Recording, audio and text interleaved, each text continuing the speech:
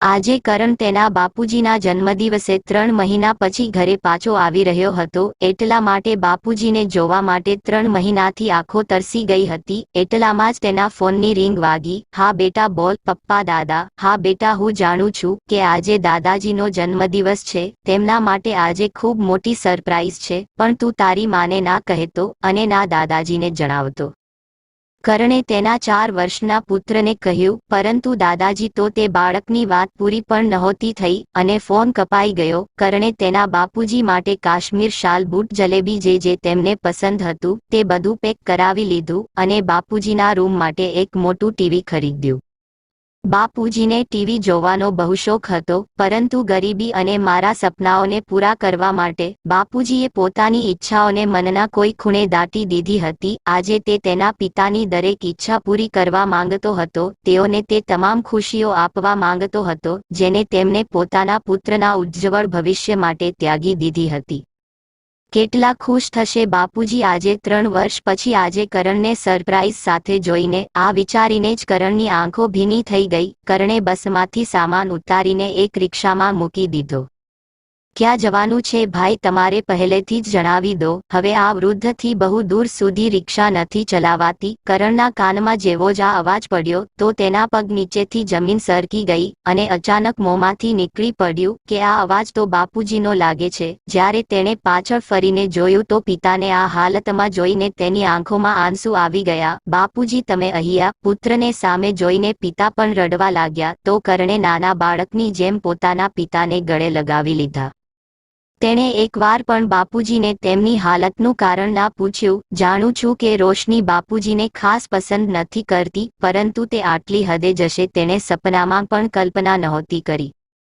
કરણ જ્યારે તેના પિતાને ઘરે લઈને પહોંચ્યો તો જોયું રોશની તેની બહેનપણીઓ સાથે કેરમ રમતા રમતા બોલી, સારું કર્યું ને મેં તમારા બધાના કહેવાથી તે ડોહાને ઘરમાંથી કાઢી મૂક્યો। અરે તેનો પુત્ર આવશે તો કહી દઈશ તીર્થયાત્રા પર ગયો છે। આટલું કહીને તે ખડખડાટ હસવા લાગી કે ત્યારે જ કરણનો અવાજ સાંભળીને રોશની ગભરાઈને બોલી, અરે તમે ક્યારે આવ્યા? બાપુજી ક્યાં છે? કરણે ગુસ્સામાં કહ્યું। રોશનીએ શંકાપૂર્વક કહ્યું, બાપુજી તો દિનુ કાકા સાથે દ્વારકા ગયા છે। તેઓ કહી રહ્યા હતા કે 2 થી 4 દિવસમાં પાછા આવતા રહેશે।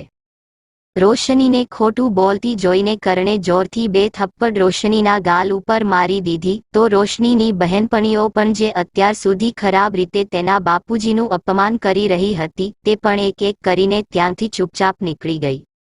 શરમ નથી આવતી તને જૂઠું બોલતા? સુનિલજીને ઘરમાં જોઈને બંને બાળકો દોડીને દાદાના ગળે વળગીને રડવા લાગ્યા। કરણે ગુસ્સામાં રોશનીના વાળ પકડીને દાંત પીસતા કહ્યું, તારી હિંમત કેવી રીતે થઈ મારા બાપુજીને ઘરમાંથી કાઢવાની? બેટા વહુને કહી ના કે આ તો બધો મારા કર્મોનો જ હિસાબ છે, જેથી મારે આ દિવસ જોવો પડે છે। તું મારા કારણે તારું જીવન બરબાદ ના કર। હું જે રીતે છું તે રીતે જ ઠીક છું। કમસે કમ મને મારા જેવા લોકો તો ત્યાં મળી જાય છે જે પોતાનું એકબીજા સાથે દુઃખ વહેંચી લે છે।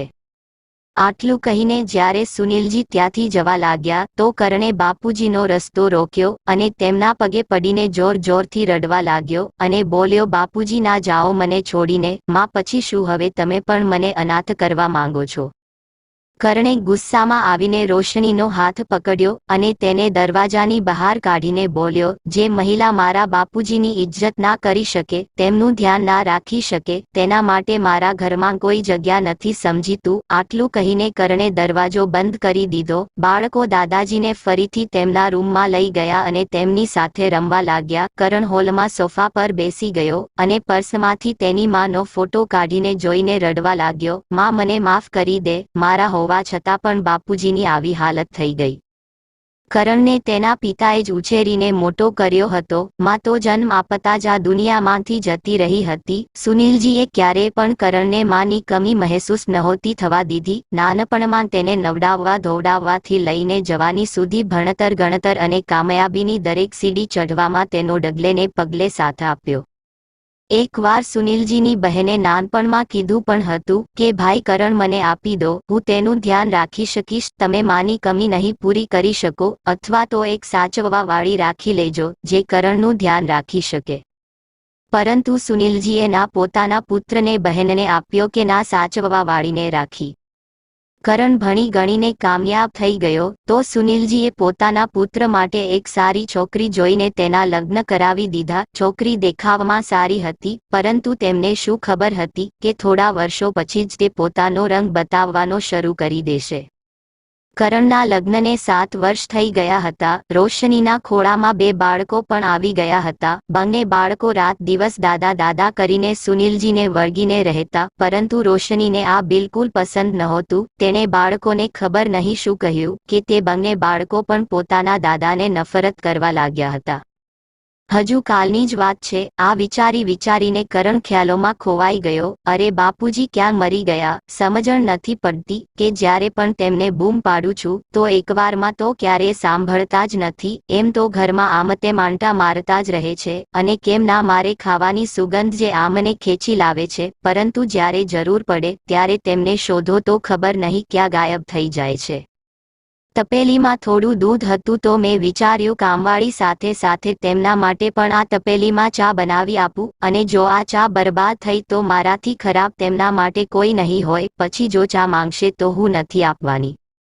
બાપુજી ક્યાં ગયા? ચા ઠંડી થઈ રહી છે, પીવાની હોય તો પી લો, મારે બીજા પણ કામ છે. રોશનીએ તેના સસરા સુનિલજીને બૂમ પાડી. રવિવારનો દિવસ હતો. બાળકોની સ્કૂલમાં રજા હતી. બાળકો ટીવી જોઈ રહ્યા હતા. એક ક્ષણે જ સુનિલજી તેમના પૌત્રોના રૂમમાં આવીને બોલ્યા, બેટા તમે લોકો શું કરી રહ્યા છો? ચાલો મારી સાથે બગીચામાં જુઓ, કેટલો સારો પવન ફૂંકાઈ રહ્યો છે અને કેટલા નવા નવા ફૂલો ખીલ્યા છે. ચાલો હું તમને એ ફૂલો વિશે જણાવું.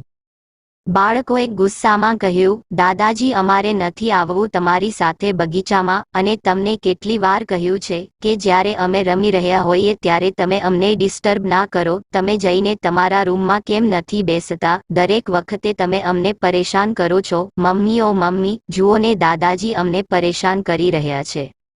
સોની અને મોનુ તેમની માં રોશનીને તેમના દાદાજી વિશે ફરિયાદ કરે છે. રોશની હાથમાં મોબાઈલ લઈને આવી અને બોલી, શું વાત છે બાપુજી? તમારાથી શાંતિથી એક જગ્યાએ બેસાતું નથી. ક્યારની ચા માટે બૂમો પાડી રહી હતી અને તમે અહીં બાળકોના રૂમમાં છો. જ્યારે જોઈ શકો છો કે બાળકો અહીં રમી રહ્યા છે તો પછી તમે તેમને કેમ હેરાન કરો છો? તે તમારી સાથે શું ગિલ્લી દંડા રમશે કે વૃદ્ધોની વાર્તા સાંભળશે?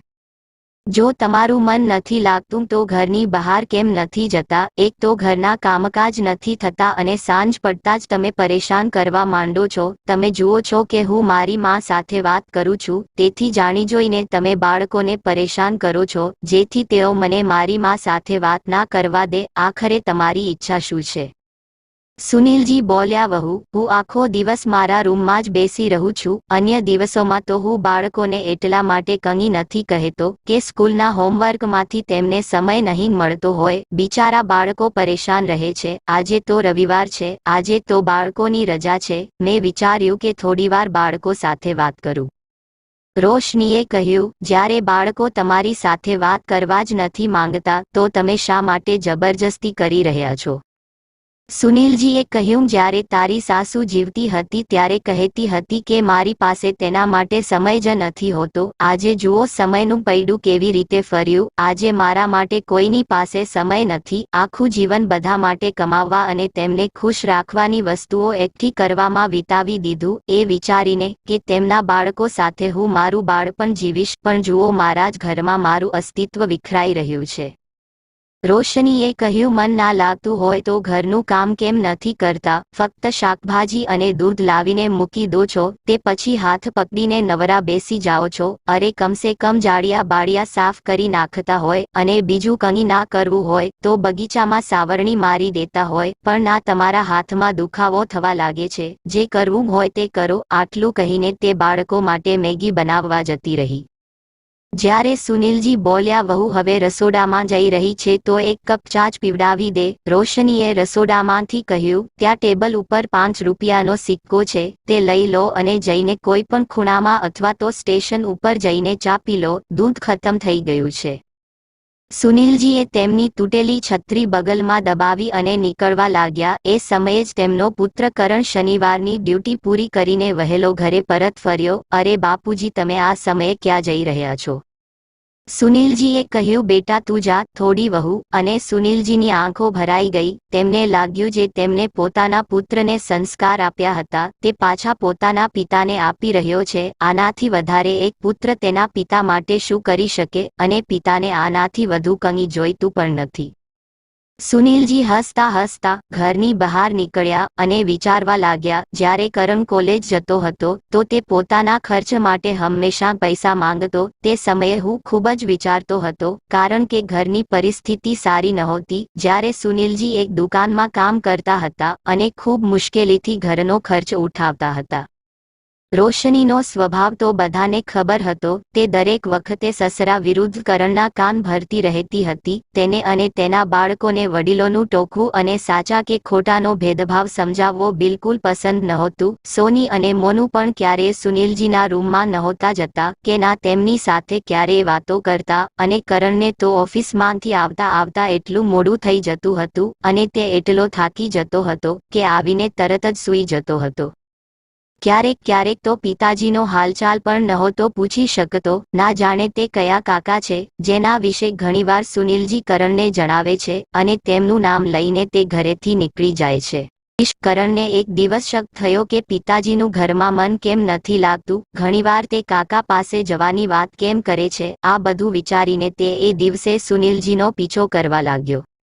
આગળ જઈને તેને ખૂબ આશ્ચર્ય થયું. તે કોઈ કાકાના ઘરે નહીં પણ સ્ટેશન પાસે એક ઝાડ નીચે એકાંતમાં તેના સહારે કલાકો સુધી બેસી રહેતા હતા. કરણ કંઈક સમજવાનો પ્રયત્ન કરી રહ્યો હતો. એક ક્ષણે જ કોઈએ તેના ખંભા પર હાથ મૂક્યો. કરણે ફરીને જોયું તો તેની પાછળ એક વૃદ્ધ વ્યક્તિ હતા. શું થયું બેટા, તું શું જોઈ રહ્યો છે? તે અવારનવાર અહીં આવે છે. તે ઝાડના સહારે બેસી રહે છે અને ઢળતી સાંજને જુએ છે અને ના જાણે તે ઝાડને શકુંતલા કહીને ઘણી બધી વાતો કરે છે. અને જ્યારે તેમનું મન હળવું થઈ જાય છે ત્યારે તેઓ ઘરે પાછા ફરે છે. કરણે આશ્ચર્યથી તેમની સામે જોયું તો વૃદ્ધે કહ્યું, આ એકલા નથી. આવા કેટલાય મા બાપ તને સ્ટેશન પર કે પાર્કમાં એકલા બેઠેલા જોવા મળશે. કરણે કહ્યું, પણ કેમ કાકા, તે અહીં એકલા કેમ બેસે છે? વૃદ્ધએ કહ્યું, બેટા, જ્યારે અમને વૃદ્ધોને ઘરમાં પ્રેમ અને સન્માન નથી મળતું અને એકલતા અમારો પીછો નથી છોડતી, ત્યારે અમે ઘરમાંથી કોઈ પોતાનાની શોધમાં બહાર ભટકીએ છીએ.